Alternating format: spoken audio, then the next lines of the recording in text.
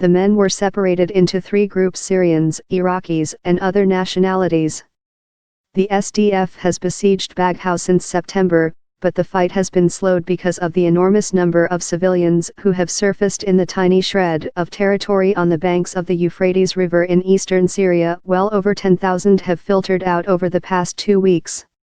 The surrender of dozens of men Thursday could be a sign that the IS fighters inside are starting to wear down. But it is not known how many militants remain, and SDF officials say they expect there are still hundreds inside vowing to fight. The territorial defeat of IS, which once presided over a self-proclaimed Islamic caliphate that straddled huge areas of Iraq and Syria, would be a milestone in the devastating 4-year global campaign to crush the group.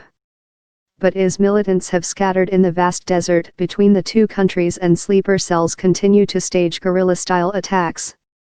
The top U.S. commander for the Mideast said Thursday that unless the group and its ideology are handled properly, IS will sow the seeds of future violent extremism. Vodal's assessment provides a reality check to President Donald Trump's repeated assertion in recent weeks that IS has been defeated and lost 100% of its caliphate, which once covered a vast territory straddling Syria and Iraq. Vodal said the fight against IS and violent extremism is far from over. On Wednesday night, 7 Yazidis, including 2 women, arrived at the SDF-controlled side. One of them identified herself as Isra, 20, and said she was sold as a sex slave to 10 different men.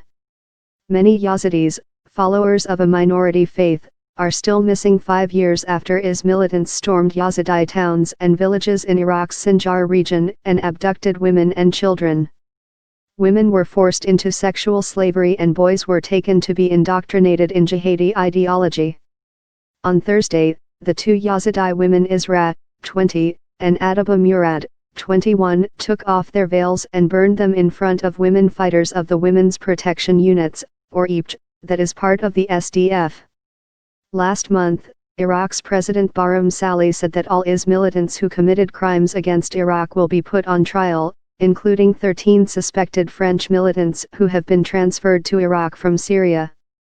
In Brussels on Thursday, Sweden floated the idea of an international tribunal to try foreign fighters who have fought alongside IS in Syria. Swedish Justice Minister Morgan Johansson said he sees great advantages to be able to convict those who have committed crimes in connection with the fighting. Here is a situation where I believe we can use the same model as international tribunals that investigated atrocities in Rwanda and Yugoslavia, he told reporters after a meeting of the European Union's Justice and Home Affairs Council. Associated Press writer Sarah L. Deeb in Baghouz, Syria, January M. Olsen in Copenhagen, Denmark, and Lolita C. Balder in Washington contributed to this report.